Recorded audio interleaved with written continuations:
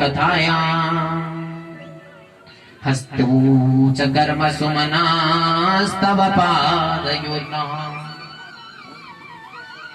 स्मृत्या शिरास्तव निवास जगत्प्रमाणे दृष्टां सतां दर्शने स्तु भवन्यनूना। वाणी का काम क्या है?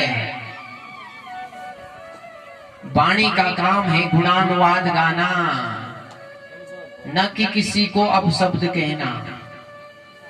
श्रवणो कथायाम, कानों का काम है कथाओं को सुनना।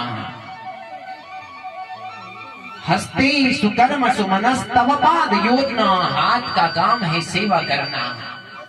मन का काम है भगवान का स्मरण करना।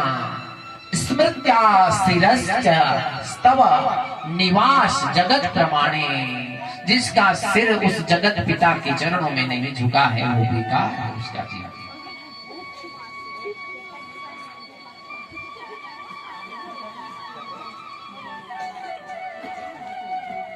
सज्जनों, क्या कहा कलयुग ने कि मेरा जो गुण है नाम मात्र, नाम ही आधार है कलयुग का। इसलिए नाम का आश्रय लेते रहिए, तब तक हमारी माताओं का ध्यान बदल गया। बोलो जय जय श्री राधेश्याम। तो सज्जनों,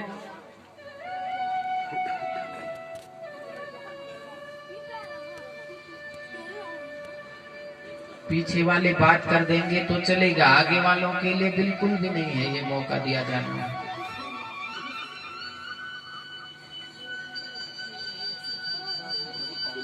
आगे के विद्यार्थी शोर मचाएंगे तो पीछे के विद्यार्थी क्या करेंगे?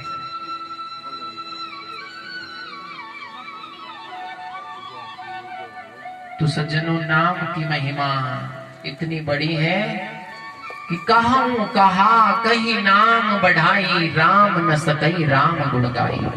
तो आज लाला का झाड़ा यशोदा मैया गौपुच्छ से और भगवान के नामों से ही उस भगवान के लिए झाड़ा दे रहे हैं। नंद बाबा वापस आए, पूछा अपने गोकुल वासियों को कि क्या हुआ। तब गोकुल वासियों ने कहा कि देखो देखो, एक देवी आई थी, लाला को मारने ये गिरी है। और गिरी तो गिरी, कोई बात नहीं, लेकिन इसने तो हमारा मथुरा जाने का, गोकुल आने का मार्ग ही अवरोध कर दिया है, क्या करें। तब नंद बाबा ने कहा जला दो इसको। जितने भी वृक्ष टूटे हैं उन वृक्षों को काट काट करके उस पे लगाओ और जला दो इसको। वृक्षों को काट करके डाला गया है और जलाया गया है। सुखदेव जी महाराज राजा परीक्षित से कहते हैं कि जब वो पूतना जली तो सुगंध आई। पूतना जब जलाई गई तो उसके शरीर के जलने से सुगंध आई। राजा परीक्षित आश्चर्यचकित हो गए। इसीलिए आश्चर्यचकित हुए कि जिसे कह रहे थे कि बाल घातनी, बच्चों को मारती है, उनका रक्त पीती है, राक्षसी रुधिरासना राक्षसी है, और उसके शरीर से सुगंध कैसी आई। तब सुखदेव जी महाराज ने कहा है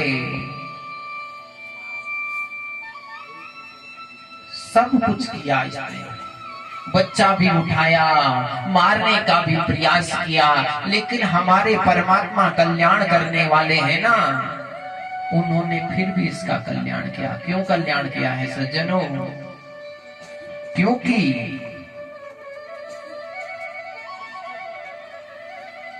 इसने भगवान को मातृवत स्नेह से अपना दुग्धापान कराया है। क्या कराया है? दुग्धापान। और दुग्धापान केवल माँ ही करा सकती है पुत्र को। इसीलिए भगवान कृष्ण ने यशोदा को जो गति बाद में दी, वो गति पहले ही पूतना को दे दी। ऐसी वो परमात्मा इस गोकुल में कहते हैं कृपा करने के लिए प्रकट हुए हैं। बोलो बाल कृष्ण लाल की। सज्जनों, इसी क्रम में जब भगवान का जन्म नक्षत्र आया, माता यशोदा कहते हैं उत्सव मनाने लग गई। तभी वहां तृणाव्रत आया, भगवान को उड़ा करके ले गया। भगवान ने कहते हैं अपना इतना भार बढ़ाया कि वो जमीन पर गिर करके समाप्त हो गया, उसका भी परमात्मा में विलय हो गया। बोलो भगवान कृष्ण की। भगवान ने इसी क्रम में संकट भंजन किया है। आगे समय आने पर वसुदेव जी ने अपने गुरु गर्गाचार्य जी को कहा है कि 1 वर्ष का बच्चा हो गया है, लेकिन हमारा जो लाला है ना, उसका क्या नाम रखा होगा वो अभी तक मुझे पता नहीं। गुरुदेव जरा पता करके आइए। गर्गाचार्य जी ने कहा मैं जाऊंगा तो कंस को पता नहीं चल जाएगा, मैं तो तुम्हारा गुरु हूँ। वसुदेव जी ने कहा छुप के जाना, किसी को पता नहीं चलना चाहिए। गर्गाचार्य जी आए हैं, नंद बाबा से मिले हैं। नंद बाबा ने गर्गाचार्य की बड़ी वंदना की, प्रार्थना की है, पूजन किया है और कहा है कि हे गुरुदेव, जब से मेरे घर में लाला आया है ना, तब से संकट ही संकट आ रहे हैं। जरा देखो तो सही, हमारे बच्चों के भविष्य में देखो। गर्गाचार्य जी ने कहा बताओ बच्चों के नाम क्या है, बताओ बच्चों की राशि क्या है, बताओ बच्चों की कुंडली कहाँ है। आते हैं जब गांव में पंडित जी आते हैं तो सब लगे रहते हैं महाराज खिले क्यों हम ऊपर, क्या परेशानी है। पंडित जी देखिए तो सही, किसी ने खिलाया पिलाया तो नहीं।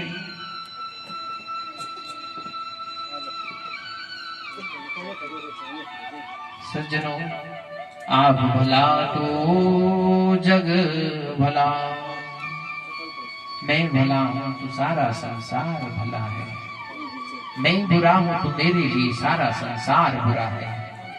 मेरे मन में किसी के लिए कपट नहीं है तो उसके मन में लाखों हो। जाको राखे साइया मार सके ना कोई, बाल न बाका कर सके जो जग बेरी हो। जिसको भगवान बचाना चाहते हैं तो कहते हैं दिग्गजों से भी प्रहलाद को गिराया गया, अस्त्रों से मारा गया, शस्त्रों से मारा गया। होलिका देवी जलाने आई लेकिन भगवान ने उसे बचाना तो बचा के रखा। तो मारने वाला कोई नहीं है भगवान, जिसको रक्षक भगवान है उसको कोई नहीं मार सकता है। तो इसीलिए मन में ये भेद न रखिए, किसी ने क्या कर दिया, किसी ने क्या कर दिया। बच्चे को भविष्य बनाना है तो बच्चे को जन्म से ही, पूर्व से ही आप तैयारी कर दीजिए बुद्धिमान पुत्र के लिए। माँ के गर्भ में जब शिशु आए तो वो पवित्रता के साथ रहे, सत्संग करे, अच्छे वचनों का प्रयोग करे, अच्छा भोजन करे, अच्छा खाए, अच्छा पिए, अच्छे से रहे, अपनी बुद्धि को निर्मल रख करके स्वाध्याय करे तो बच्चा बुद्धिजीवी होगा। अब माता पिता का कर्तव्य है कि जब घर में संतान आ गया है तो उसको अच्छे से पढ़ाए लिखाए, उसकी जो भी आवश्यकताएं हैं, जो जीवन में उसका कल्याण करने वाली हो, उसकी पूर्ति करे। आपने उसको पढ़ाया लिखाया तो वो बड़ा आदमी अवश्य बनेगा। और आप बच्चों की तरफ लापरवाह होकर के बच्चों को केवल विद्यालय भेज देंगे कि विद्यालय के भरोसे हो जाएगा, तो तब नहीं होने वाला। क्योंकि एक शिक्षक एक साथ 100 बच्चों को पढ़ाता है तो 100 पर ध्यान नहीं दे सकता है। जब माता पिता अपने 2 बच्चों पर दृष्टि नहीं देख सकते हैं एक साथ, तो वो शिक्षक एक साथ 100 बच्चों पर दृष्टि कैसे डालेगा, सबका ध्यान कैसे देगा। उसने तो सबके लिए एक समान भोजन परोसा, कौन कैसे खाता है उसकी जवाबदारी है। लेकिन सबसे पहले गुरु माता और पिता है, इसलिए माता पिता को बच्चों को अच्छी शिक्षा देनी चाहिए घर से ही। ये न सोचे किसी ने क्या कर दिया, किसी ने क्या कर दिया। कोई कुछ करने वाला नहीं है। जो करता है परमात्मा करता है और कोई नहीं कर सकता है। परमात्मा ने कृपा की, कोई करोड़पति के घर में जन्म ले लिया जिसने, अभाग्यशाली हुआ, पूर्व जन्म के पाप प्रकट हुए, तो कष्टमय जीवन जहां जन्म लेते ही निर्धन हो गया। उस बच्चे का क्या दोष है जो गरीबी में उसने जन्म लिया? और उस बच्चे ने कौन सा कर्म किया कि वो करोड़पति हो गया? तो सज्जनों, जन्म देना भगवान के हाथ में है, हमारा कार्य है कर्म करना। तो सज्जनों, हमें जीवन में अच्छा कर्म करना चाहिए, बच्चों को अच्छी शिक्षा दीक्षा देनी चाहिए, जिससे हमारे बच्चों की बुद्धि निर्मल हो। तो जब गर्गाचार्य जी से वसुदेव नंद जी ने कहा है कि देखो बच्चों की तो कुंडलियां भी नहीं बनी, नामकरण भी नहीं हुआ, गर्गाचार्य जी ने कहा अरे 1 साल के बच्चे हो गए, नामकरण नहीं किया अभी तक। उन्होंने नहीं किया तो महाराज आप जैसे ब्राह्मण मिले नहीं, आज आप जैसे ब्राह्मण मिले हैं आप ही कर दीजिए। गर्गाचार्य जी ने कहा है मैं तो वसुदेव का गुरु हूँ, कंस को पता चलेगा तो तुम्हारे पुत्रों पर कष्ट आ जाएगा, इसलिए चुपके से रख सकता हूँ। ठीक है महाराज, चुपके से रखिए। गर्गाचार्य जी ने कहा चलो ले आओ बच्चों को गौशाला में, मैं वहां पर बैठा।